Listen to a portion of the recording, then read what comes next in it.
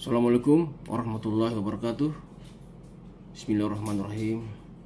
Innal hamdalillah nahmaduhu wa nasta'inuhu wa nastaghfiruh wa na'udzu billahi min shururi anfusina wa min sayyiati a'malina. May yahdihillahu fala mudilla lahu wa may yudlil fala hadiya lahu. Wa asyhadu an la ilaha illallah wahdahu la syarika lah wa asyhadu anna Muhammadan abduhu wa rasuluh. Sesungguhnya segala puji hanya milik Allah. Kami memujinya, memohon pertolongan dan ampunan kepadanya. Ya Allah, aku berlindung kepadamu dari kejahatan diri kami dan kejelekan amal perbuatan kami. Barang siapa yang Allah beri petunjuk, maka tidak ada yang dapat menyesatkannya. Dan barang siapa yang Allah sesatkan, maka tidak ada yang dapat memberinya petunjuk. Ya Allah, aku bersaksi bahwa tidak ada sesembahan yang berhak diibadahi dengan benar kecuali hanya Allah saja, dan tidak ada sekutu baginya. Dan aku bersaksi bahwa Nabi Muhammad adalah hamba dan utusannya. Oke, kita kembali dalam channel saya, Aliman. Kali ini saya akan membahas mengenai masalah salah satu mata kuliah di perguruan tinggi, yaitu masalah kriminologi, ya. Jadi kalau kita berbicara kriminologi, kita harus tahu dulu itu perkembangannya bagaimana, ya. Perkembangan daripada kriminologi. Bahwa perkembangan dalam kriminologi itu ada beberapa hal yang perlu kita ketahui, yaitu mengenai masalah aliran, ya.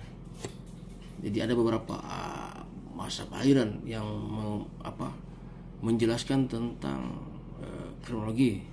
Yang pertama yaitu aliran klasik, muncul pada abad ke-18 oleh Cesare Beccaria, ya, Cesare Beccaria. Timbul di Inggris pada abad pertengahan 19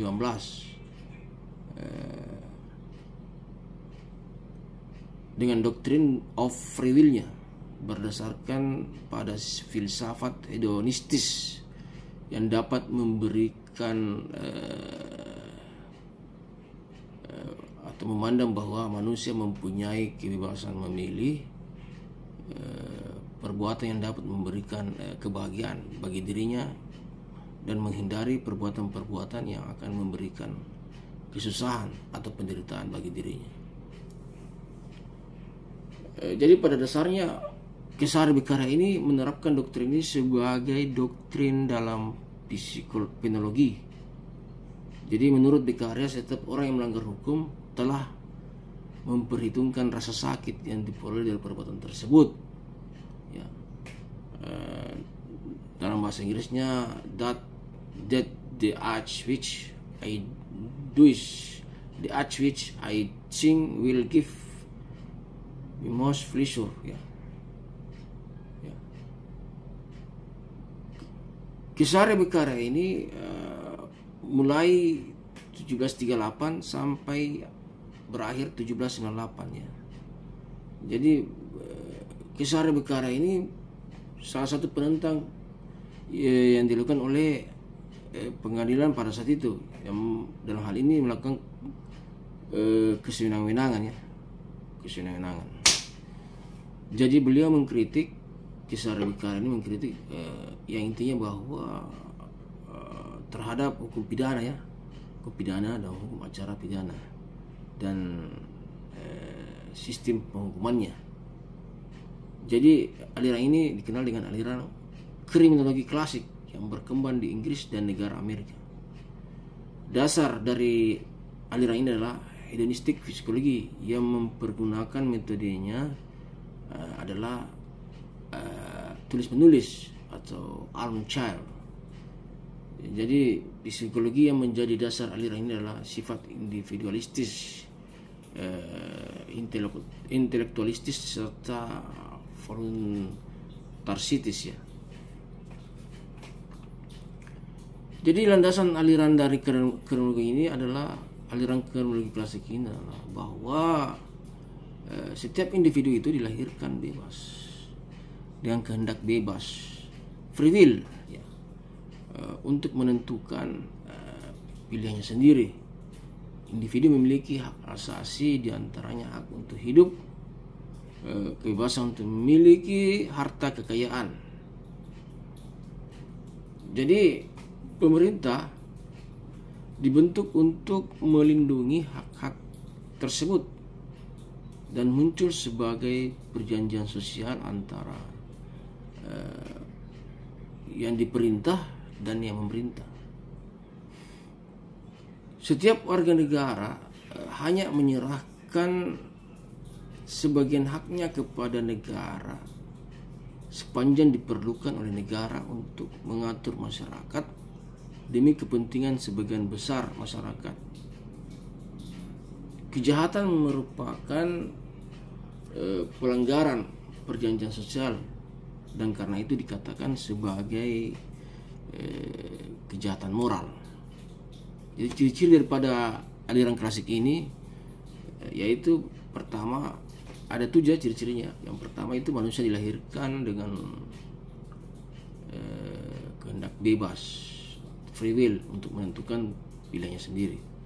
Kemudian memiliki hak asasi, diantaranya hak untuk hidup, kebebasan serta memiliki kekayaan. Kemudian pemerintah negara itu dibentuk untuk melindungi hak-hak yang saya sebutkan di atas, ya, yaitu kebebasan dan mencari memiliki kekayaan, dan muncul sebagai hasil perjanjian sosial antara yang diperintah dan yang memerintah. Kemudian poin 4 bahwa setiap warga negara hanya menyerahkan sebagian hak asasinya kepada negara, ya, sepanjang diperlukan oleh negara untuk mengatur masyarakat dan demi kepentingan sebagian terbesar dari masyarakat. Poin 5 bahwa kejahatan merupakan pelanggaran terhadap perjanjian sosial. Oleh karena itu, kejahatan merupakan kejahatan moral. Kemudian ciri ke-6 bahwa hukuman hanya dibenarkan selama hukuman itu ditujukan untuk memelihara perjanjian sosial. Oleh karena itu tujuan hukuman adalah untuk mencegah kejahatan di kemudian hari, ya. Jadi tujuan dilakukan penghukuman itu tujuannya adalah untuk mencegah agar tidak terjadi lagi di kemudian hari. Tujuannya salah satu tujuan, ya, di samping salah satu tujuan yang kita ketahui adalah efek jerah dan membuat rasa sakit, ya. Kemudian setiap orang dianggap sama di depan hukum. Oleh karena itu setiap orang tidak boleh dibeda-bedakan atau diskriminasi. Jadi sama semua. Tidak ada beda antara manusia si A dengan manusia si B. Ya. Saya kira itu saja yang perlu saya sampaikan pada pertemuan kita pada hari ini, hari Minggu 30 Juli 2023. Demikianlah, wabillahi taufiq wal hidayah. Wassalamualaikum warahmatullahi wabarakatuh.